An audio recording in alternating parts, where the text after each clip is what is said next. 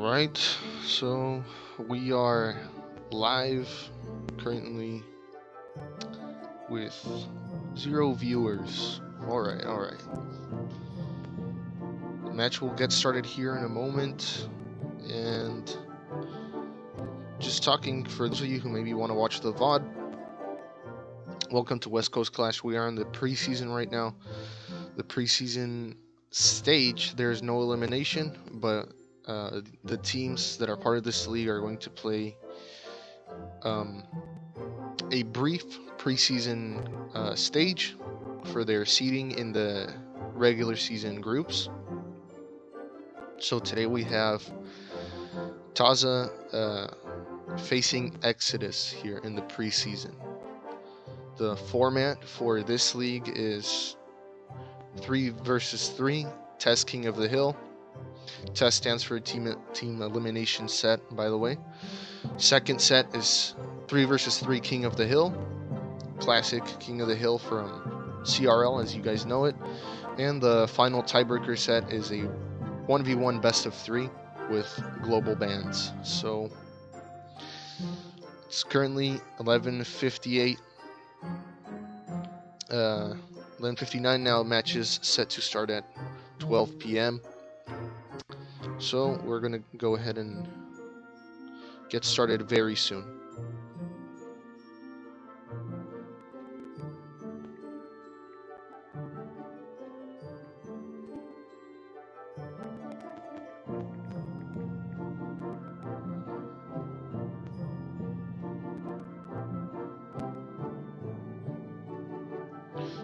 Right.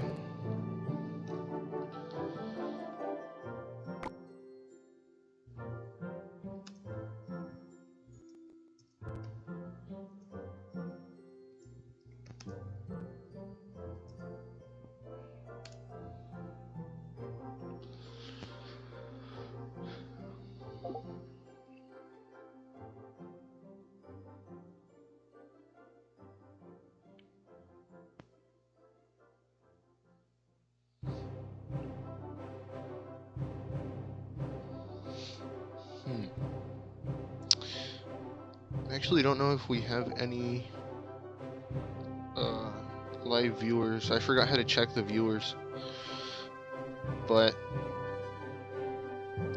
I'm gonna be quiet for now. I will commentate during the matches, but we just gotta wait now. Waiting for the lineups now.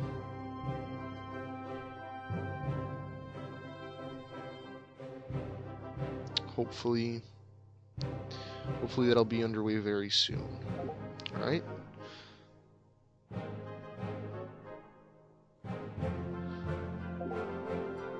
Alright, so there we go. That is, pretty sure that's Taza's manager. So Taza's lineup for today, we have Oscar, Rick, and Angel. And for Exodus, we have Kubzal, Gremic, and Boyka. Alright. Taza request. So, yeah, for tests, the strategy is very interesting. It's certainly a lot different than the strategy for a normal King of the Hill, because here what you want is for all 3 of your all 3 of your players for the set to win.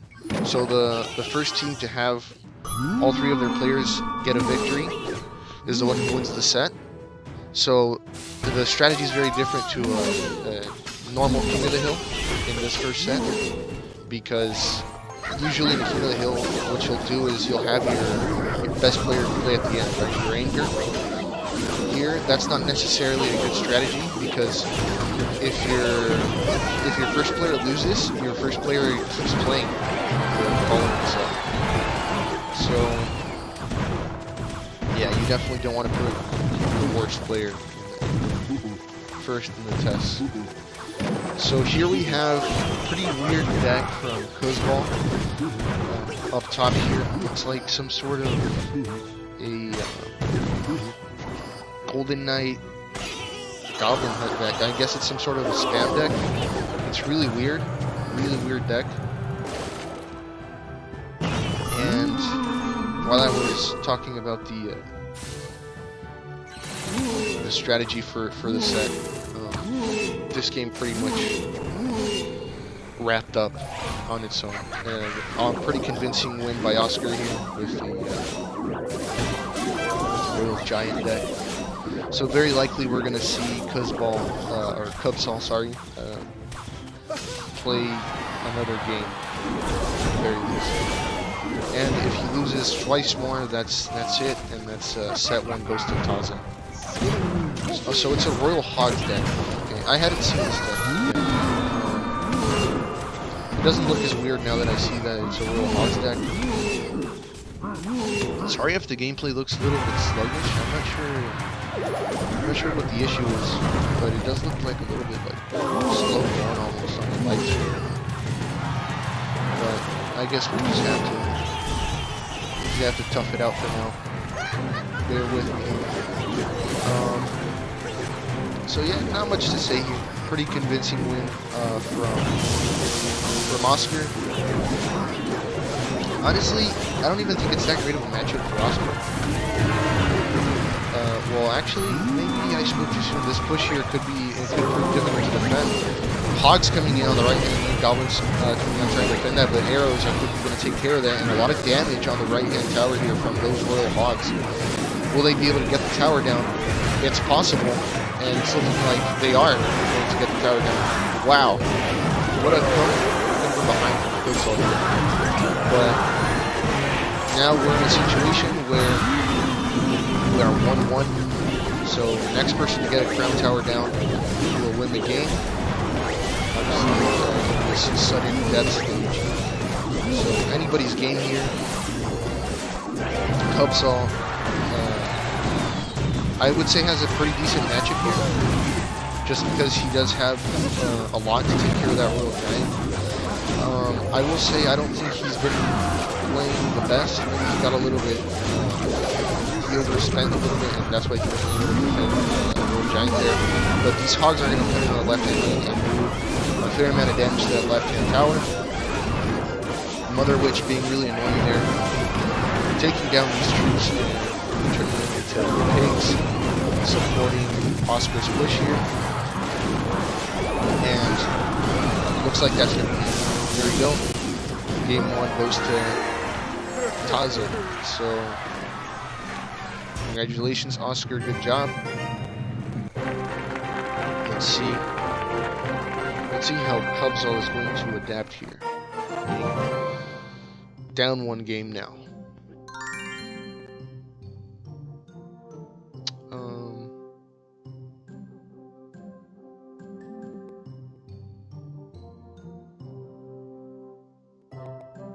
Oh, right. I forgot. This is King of the Hill test. Oh yeah. This is the one where everyone plays at the same time. My bad. So whoever gets more wins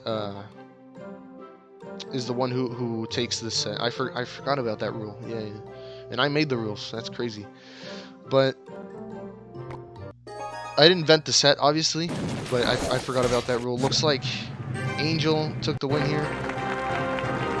I do have to double check who Angel plays for. So Angel is a Taza player. So Oscar and Angel won. That means that Taza's going to take the set here.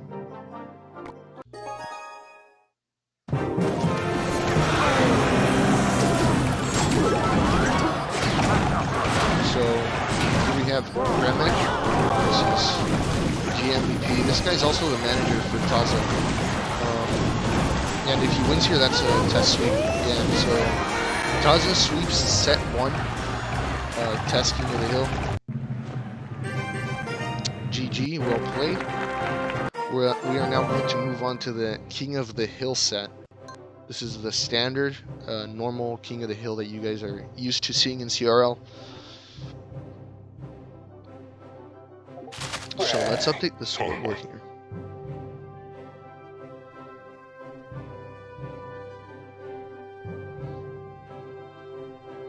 So update the scoreboard here. Set 1, Taza. All right.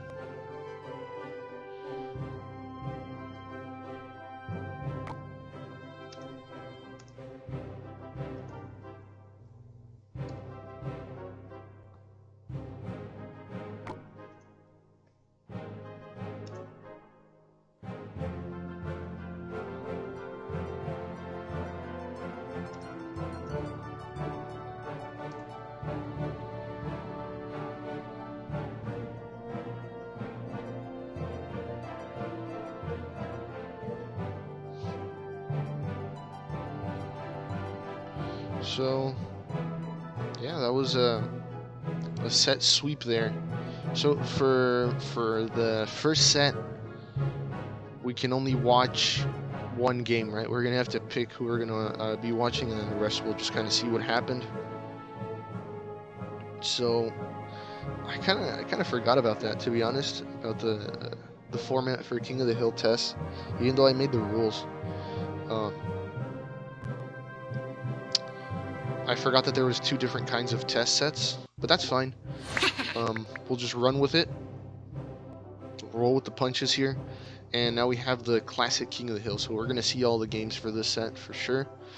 If Taza takes this, they take the victory 2-0 against Exodus for this preseason match, and if Exodus take this, then we're going to the 1v1 tiebreaker. So once again, Taza request. Go ahead and request the match for us.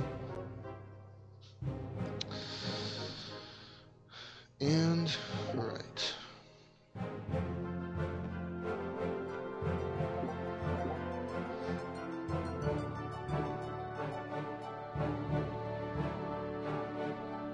So we have Rick going up against Daned. That's a peculiar name. I'm not sure how to pronounce that. But anyways, here we go. Brief first set for sure. So it looks like we have we have E-Wizard and Dark Prince for Daned, and we have some sort of Skeleton King deck here. Alright, it's a Royal Giant deck. Minipek is going to come down to answer that. Sparky in the right hand lane, going to take care of that Skeleton King. Fisherman, I think, came down maybe a little late there. That Minipek seems to have gotten a hit there. I think I missed that. I was watching the Sparky in the right hand lane, but that log came down late, so I'm pretty sure it did. Sparky gets a hit on the right hand tower too. This is looking really good for Daned, and Rick is in a tough position here to try and take this first game. Yeah, it's gonna be tough. So Dark Prince is gonna come charging down the right hand lane. Skeleton King is gonna take that hit, go back on the counter push. Once again, Sparky comes down. Looks like it's probably Goblin Giant Sparky from Daned here. Sparky's gonna take out that Skeleton King. So no problem there for Daned. Daned looking really comfortable in this game 1. Fisherman coming down, gonna pull in the Goblin Giant, but not that great of a Fisherman in my opinion. Becca takes care of all of that and takes down the tower. This is probably going to be GG. I don't want to call it towards like that too, but this is looking really tough for Rick here. And it looks like it's unlikely for there to be another sweep in this set. Well played by Daned here. He did have a pretty good matchup, I will say. I definitely would have been comfortable in this matchup. Because Zappies, even though they do reset the Sparky, they shoot too slow. So if you try to place down Zappies to counter the Sparky's going to shoot them first and they're going to die. Also, Rick doesn't have any zap or anything to reset the Sparky that well other than them. Obviously the Zappies. So it was a rough matchup for sure. The only thing that was going for him for sure was the Tombstone. That is useful against Sparky, but it wasn't enough in this case. So that's game 1 is going to Exodus in this King of the Hill set. Let's see what comes next.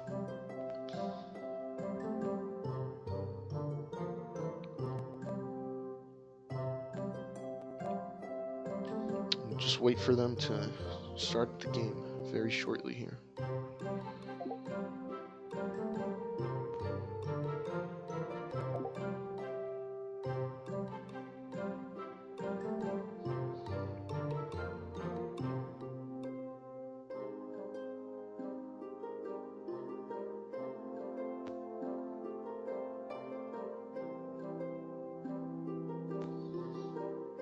Looks like we're gonna have some downtime here. Okay, so that's fine.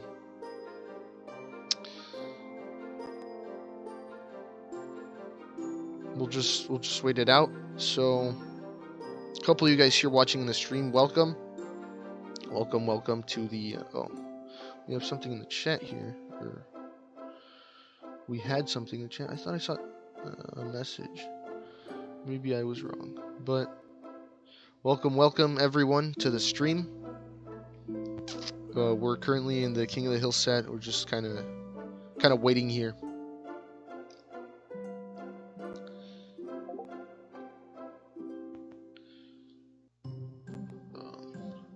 All right, so looks like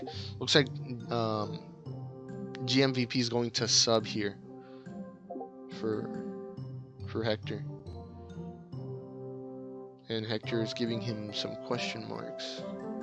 So, well, you guys know how these things go. Sometimes the teams have a little disagreement in the background.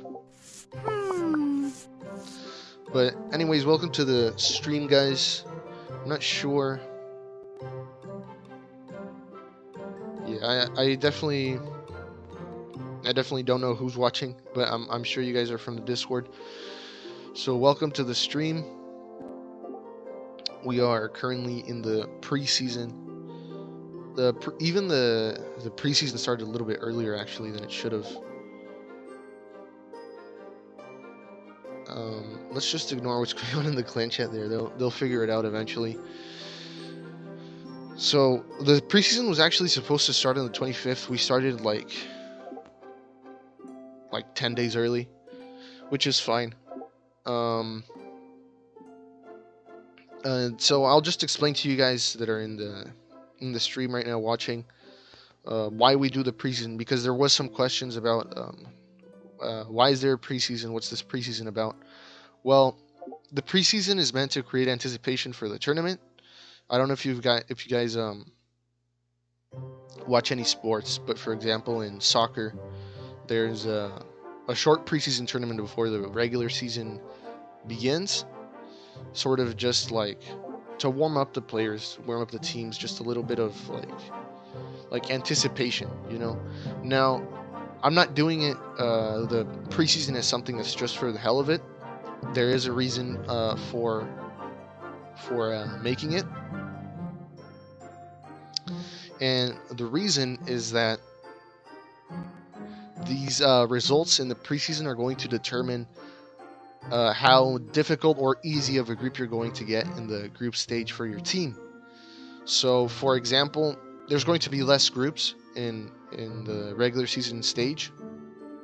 So, if you're a number 1 team, you aren't going to face 2 other number 1 teams in your group. I don't know if that makes sense.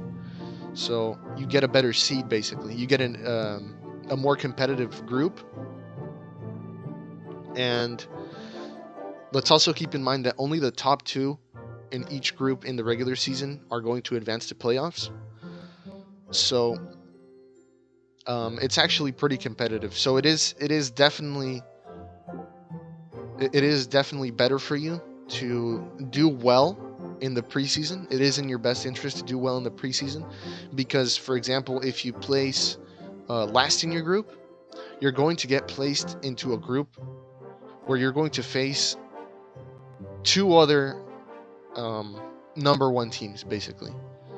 So you're going to get a more difficult group, and it's going to be more difficult for you to qualify to the playoffs. So hopefully, to you guys that are watching, it makes more sense now why the preseason happens. Let's see.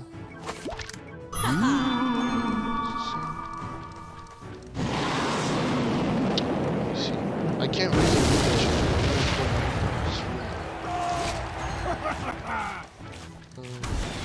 Gotcha. Even PP is 100 times more over there. I'm not sure what you mean by that. I don't know what PP. I don't know if you mean teams or games. If you mean that they play more games in the soccer tournament, then that's correct. There's not as many games, but even still, like I said, for the seeding, to make the groups as competitive as possible, to make the league as competitive as possible, I do the seeding phase, and it's really short too. It's well, yeah. The prize pool obviously is a lot larger over there, but I mean, if you're playing Discord Clash Royale tournaments for the money, I don't know what to tell you. Also, the preseason tournament is also like 3 times the length of this one. So, you know, it's 3 games per preseason, and it makes the league more competitive. So it's harder to qualify if you just do like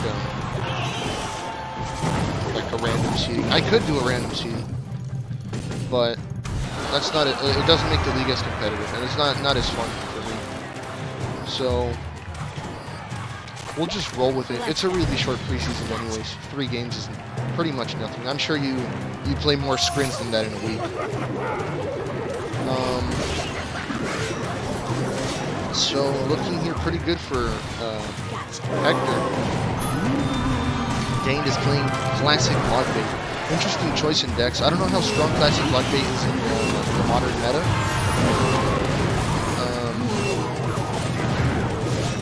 But clearly didn't work out here. Yeah. Logbait versus Royal Giant is always a matchup that's really, really tough for the Logbait player, at least in my experience. I used to compete in these kind of Clash Royale leagues, like this one, when I used to play in 2021.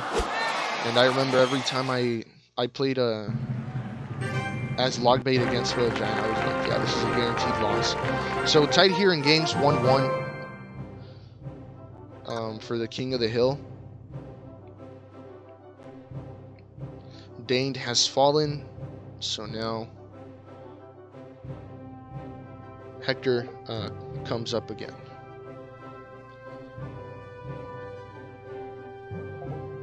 What's the advantage of playing preseason? Well, I explained it.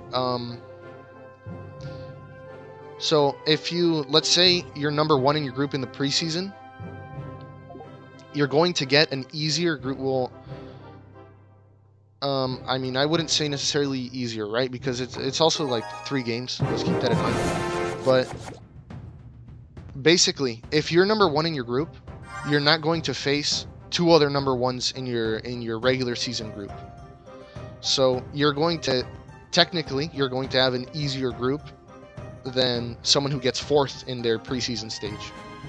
So if you place 4th, there's going to be like 2 number 1s and like a number 2 in the group. So you're going to be facing better teams, making it harder for you to qualify. And keep in mind, only the top 2 teams from each group qualify. So your chances of qualifying are pretty low, right? There's 32 teams and only 8 make it to playoffs. So making it is pretty hard. So it's in your best interest to play a good preseason, pretty much. It gives you a better chance in the regular season so that you can win the prize, pretty much.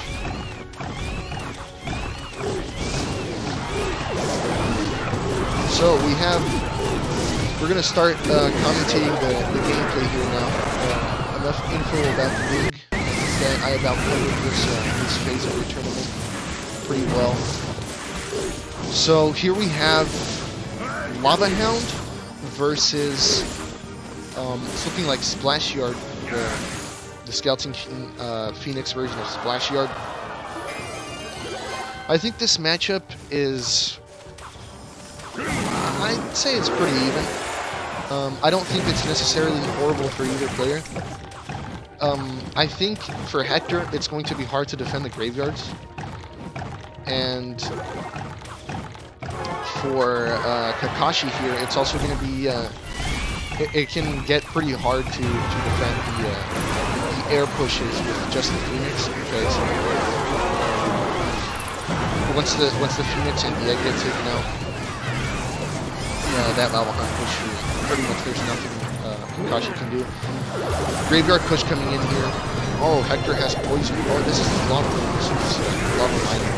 So Hector has poison here. So now I'll say that this is a pretty good matchup for Hector. I was thinking he was gonna be running either lightning or fireball since this is lava fun deck, but he's running poison in this lava miner deck. So he got a pretty good matchup here. He also has barbarians to defend the graveyard.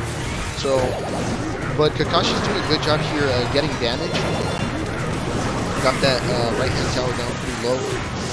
And the Skeleton's got a couple maybe key hits in there. Hector needs a good push in here. If he can get rid of that Phoenix, then maybe he can do something here. But Phoenix, Ice Wizard, Poison's going to come down. That push is going to get defended really easily by Kakashi here. But that miner getting some hits in there too. And Kakashi not able to take out that other Inferno Dragon. Plus the poison, that's going to be GG, well played. Yeah, looks like Kakashi made a little bit of a bad defense there. So Hector is 1 game away from sweeping the King of the Hill. And I do believe Hector is from Taza, so if Hector gets the sweep here, that's going to be it. 2-0 victory for Taza, and GG, well played. But we still have 1 more player left in Exodus to try and take back this King of the Hill set. Which team do I think is going to win or has a good chance to win? That's a good question. You know, from the teams I've seen that have entered, the names that I've recognized that are pretty solid teams are, Out of my way. For example, Bogan is a pretty big one. Their main team is pretty solid. I used to play for them. They're a pretty solid team. I think they'll do well in the group stage once the season begins. I know that Team Valor's been around for a while, so they probably have a good squad. I think they'll probably do okay as well. I'm thinking, you know, it's always possible for an academy team to do something, but I feel it's very unlikely that any of the academy teams will make it past the regular season stage. And I think they're going to have a hard time actually in the regular season. At least in terms of my experience, that's what I've seen. So yeah, to answer your question, I think teams like Team Valor or Bogan have a good chance of making it far in this tournament. I think they're a couple of the good teams in this league. And we'll see the other teams what kind of level they demonstrate. I do know that Team Pirates had a pretty good squad in 2021, but it has been a while since 2021, so I couldn't really tell you how solid they're looking now.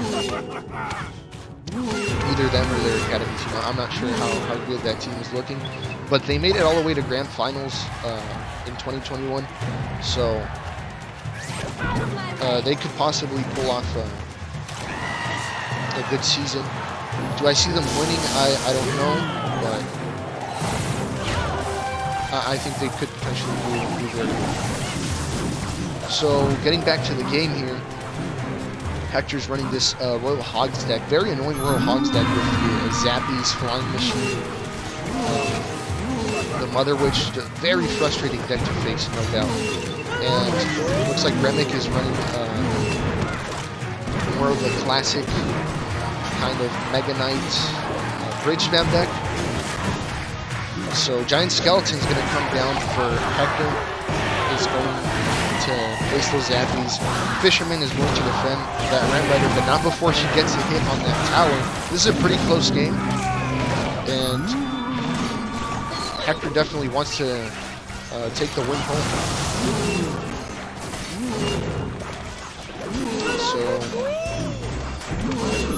well, Ghost is going to come down to try and defend this, but that Flying Machine just so annoying, staying out of range of that tower and getting more value in there. Just such a frustrating card to face. I really despise the Flying Machine. It's just so annoying. Archer Queen's going to come down to try and defend here in the right-hand lane. Pigs are going to come down in the left-hand lane. Ram Rider's going to do her best to try and stagger them, but I don't think that's going to be enough. There's probably going to be a lot of damage coming from here on the left-hand lane, down to 800 HP on that left-hand tower. So it's still anyone's game here for sure, but I just feel Gremick is having a hard time. Gremick seems to be having a hard time here. Really annoying cards in Hector's deck. So Gremick needs a really good connection here in order to be able to win. Bandit is going to get the dash on that left-hand tower down to 1100 HP. Ram Rider plus Rail Ghost are going to come down. Not going to do much though, because that Fisherman and those Zappies are going to defend it very well. Pigs coming down the left-hand lane, that's going to be tower down. So GG, well played. Looks like that's a 2-0 Taza sweep for today. Thank you guys so much for tuning into the stream. I'll be sure to stream whenever I can. I do work though. I have like an actual job, so I probably won't be able to stream very often, especially because of the time zones that we're handling in the league. But whenever I can, I'll try to go live on YouTube and, you know, interact with you guys. Try and do something fun for the community. But that's going to be it. 2-0 Taza sweep for today. Thank you guys for tuning in to today's stream, and see you very